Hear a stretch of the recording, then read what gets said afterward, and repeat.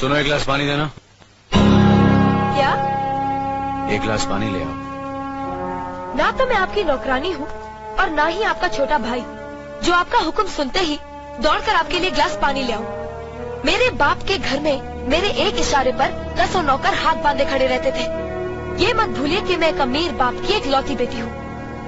आप तो उम्र में बड़े हैं ना, किससे किस तरह की बात की जाती है इतनी तमीज तो आपको आनी चाहिए। Mind it.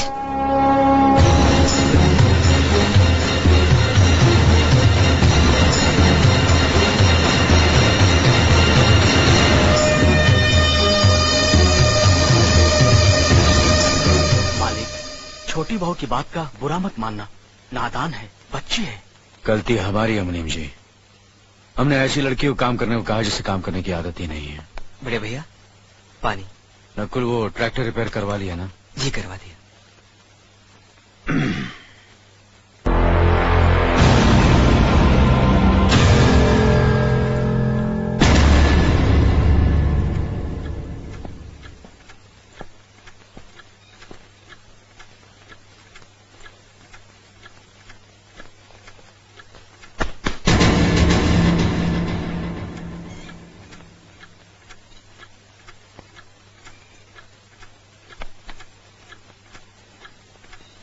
इसे मैं फेंक देता हूँ बड़े भैया, आप चाहिए। मुनीम जी, जो राम प्रसाद की बेटी की शादी के लिए जेवर देने के लिए कहा था भिजवा दिया? जी हाँ मालिक। शहर में रहकर यही बदतमीजी और ओछी हरकतें सीखी आपने? अपने से बड़ों का लिहाज करना नहीं आता आपको? किससे कह रहे हो तुम? आपसे कह रहा हूँ। औरत पैदा हुई है तो औरत की तरह रहना सीखे। मीना। नकुल तुम अंदर जाओ।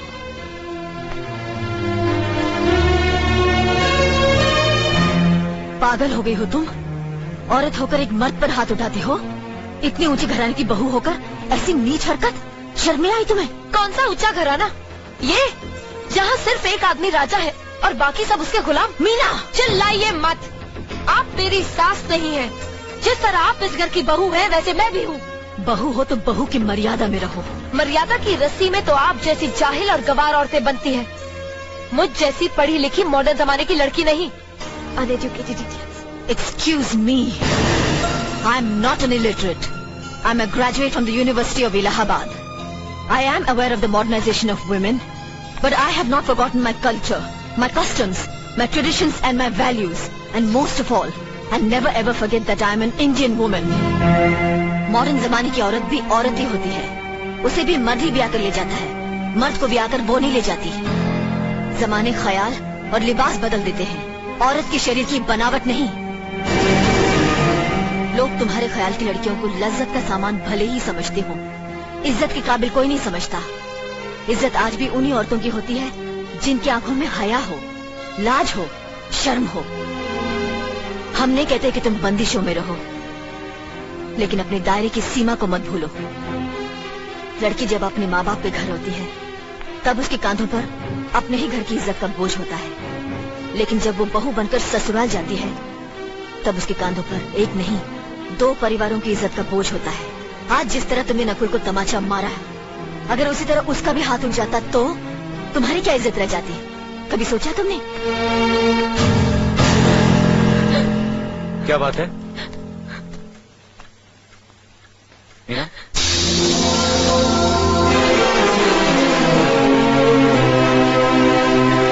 क्या हुआ भाभी? हाँ, कुछ नहीं। मीना कह रही थी कि उसे खाना बनाना नहीं आता। हमने सोचा कि 2-4 खरी खोटी सुनाने से ही सीखेगी, तो सुना दिया। बस रोने लगी। क्यों अर्जुन, हमें तुम्हारी बीवी को डांटने का भी हक नहीं? क्यों नहीं, आप हमारी भाभी माँ हैं। आप मार सकती हैं, डांट सकती हैं, कुछ भी कर सकती हैं।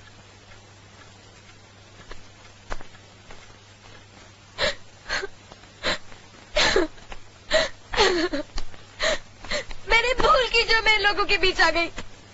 मेरी तो इस घर में कोई इज्जत ही नहीं है। जब देखो तो सब मेरी इंसल्ट करते रहते हैं। मैं कब से रो रही हूँ, तुम पूछ भी नहीं रहे हो कि मैं क्यों रो रही हूँ। बेकार हो रही है तो कौन पूछेगा? अच्छा, तो मैं तुम्हारे लिए और इस घर के लिए बेकार हो गई हूँ। अरे बेकार तो तुम हो गए अपने परिवार के बीच में रहकर। मैं कब से बोले जा रही हूँ और तुम हो के सुन ही नहीं रहे हो। इंसान की चीख सुनकर लोग शुभ अशुभ का विचार करते हैं, लेकिन जब मेंढकी को जुकाम होता है उसकी चीख की कोई परवाह नहीं करता। ये मत भूलो कि जब मेंढकी चिल्लाती है तो आंधी और तूफान आते हैं। आंधी और तूफान आएंगे तो उसका नतीजा तुम्हें ही भुगतना पड़ेगा। तो फिर ठीक है, अब मैं तुम्हारे साथ तब भी रहूंगी जब तुम मेरे साथ मेरे डैडी के घर रहोगे।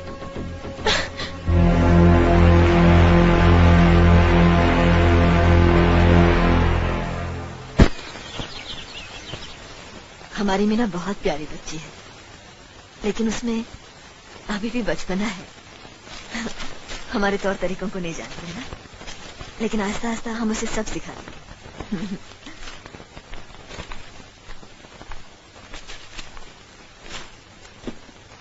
बड़े भैया, ये अपने घर जाना चाहती है। जाना भी चाहिए, 4-5 महीने हो गए, मायके की याद भी आती होगी इसे।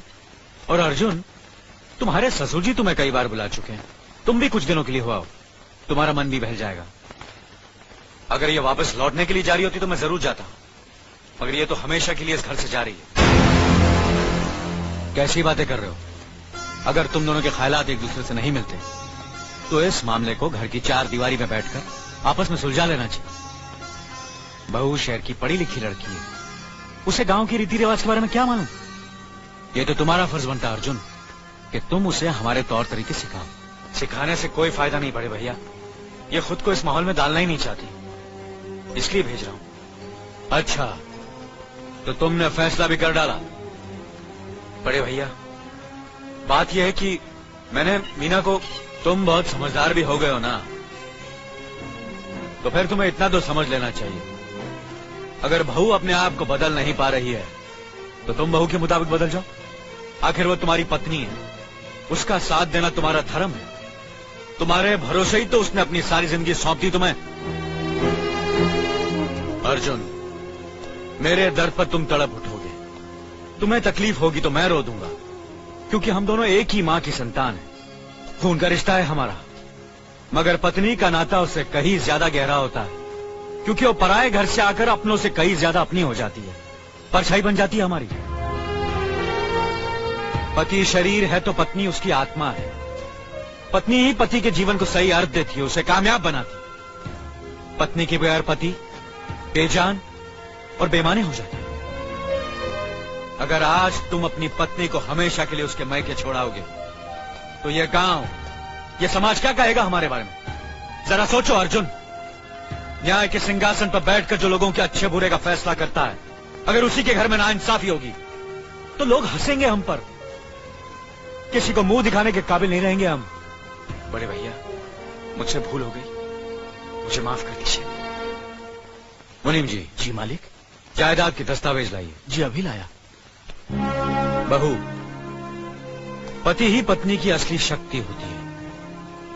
हमारे पुरखों ने कुल धर्म पत्नी के बारे में कहा है, जो पति के काम में उसकी मददगार हो, उसे अच्छी सलाह दे, जो दासी की तरह उसकी सेवा करे, मां की तरह उसे खिलाए पिलाए, लक्ष्मी का रूप और धरती की तरह उसमें सहन शक्ति हो, वही आदर्श पत्नी होती है। औरत की सोच मर्द का मुकद्दर बनाती है। वो जब बनाने पर आती है तो कुटिया को महल कर देती है, और जब बिगाड़ने पर उतरती है तो महल को मिट्टी का ढेर बना देती है। मालिक, ये जायदाद के दस्तावेज हैं। हमारी जमीन जायदाद कहां कहां है और कितनी है, उसका हिसाब किताब ना बाबूजी को मालूम था, ना हम तीनों भाइयों को मालूम है। बहू, तुम पढ़ी लिखी हो, आज से इसका हिसाब किताब तुम देखोगी। लक्ष्मी जी। अपनी चाबी को गुच्छा और ये कागजात बहू को दे दो।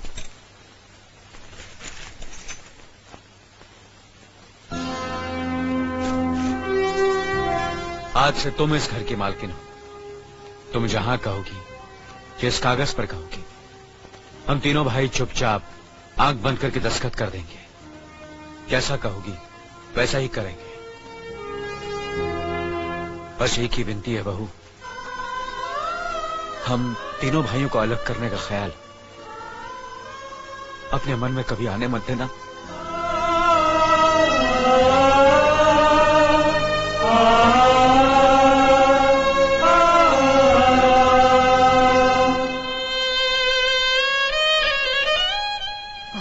किया तुमने बहू, बहुत अच्छा किया।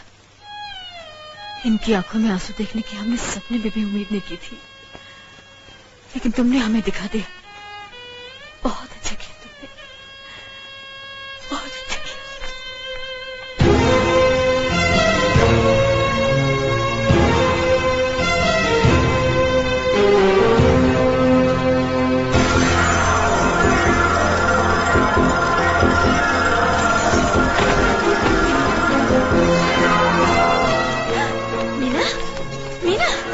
क्या हुआ बहू? मीना, मनी जी जल्दी से डॉक्टर को बुलाइए।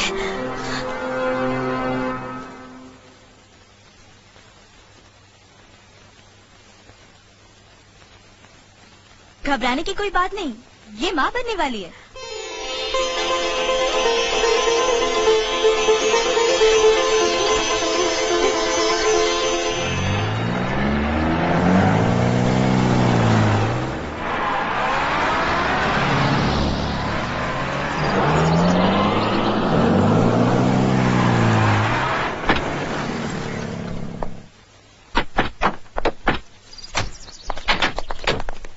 आप लोग यहीं ठहरिए, मैं ठाकुर साहब से मिलकर आता हूँ।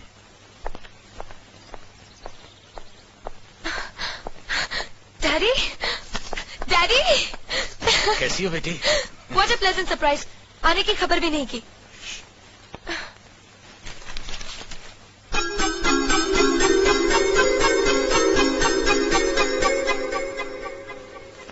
ठाकुर साहब, पाए लागू। समधी जी, आप अचानक यहाँ कैसे? तशरीफ रखिए, बैठिए ना। आपके बराबर बैठने की मैंने कभी गुस्ताखी नहीं की, तो आज कैसे करूंगा? बहुत दिनों बाद हम लोग मिल रहे हैं। कहिए, आपका कारोबार कैसे चल रहा है? आपकी कृपा और आशीर्वाद से ठीक ही चल रहा है। दिल्ली में इंडस्ट्रीज मिनिस्टर के साथ कब की अपॉइंटमेंट ली है? कल सुबह 11 बजे सर। इनकम टैक्स केस का? वकील ने कहा है कि 15 तारीख की हियरिंग में मामला क्लियर हो जाएगा। आज एक्सपोर्ट का माल जापान के लिए जहाज से रवाना हो जाएगा ना? जी हाँ सर। नमस्ते ठाकुर साहब। नमस्ते नमस्ते नमस्ते। अरे दीनानाथ जी, आप लोगों ने यहाँ आने की तकलीफ क्यों की? मैं आपकी संस्था के लिए गवर्नर साहब से बात कर चुका हूँ, आपका काम हो जाएगा। धन्यवाद, बहुत बहुत अरे गोपीनाथ जी, होम मिनिस्टर ने वादा किया कि आपके भाई का ट्रांसफर जल्दी ही हो जाएगा। Thank you sir. Daddy, good morning daddy. Good morning my child. आप कहीं जा रहे हैं क्या? हाँ बेटी, एक जरूरी काम से दिल्ली जा रहा हूँ, अपना ख्याल रखना। Okay okay, bye. पास में ही फैक्ट्री के लिए जमीन देखने आया था, सोचा आपके दर्शन करता चलूं। अब इजाजत दीजिए। इतनी जल्दी कैसे जा सकते हैं आप? भोजन तो करते जाइए।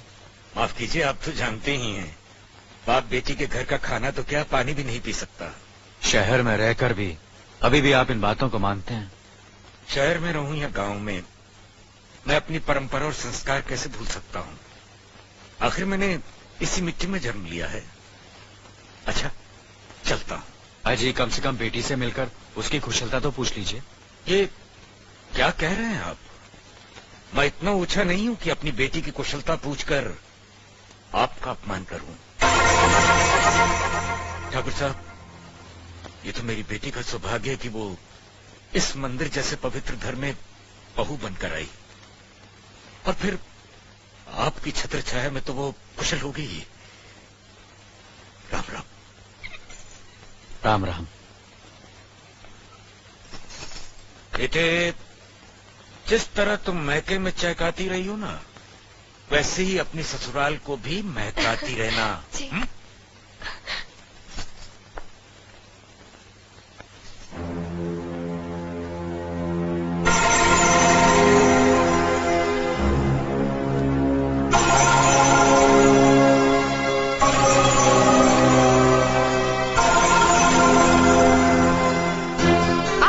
बड़े हैं ना, किससे किस तरह की बात की जाती है, इतनी तमीज तो आपको आनी चाहिए। Minded, minded, minded, minded, minded. बड़े भैया, मुझे माफ कर दीजिए। क्या हुआ? मुझे माफ कर दीजिए। ये क्या कर रही हो? अपने पापों का प्रायश्चित कर रही हूँ। मैंने आप जैसे देवता का अपमान किया है, आपका दिल दुखा है, मुझे माफ कर दीजिए बड़े भैया, मुझे माफ कर दीजिए, मुझे माफ कर दीजिए।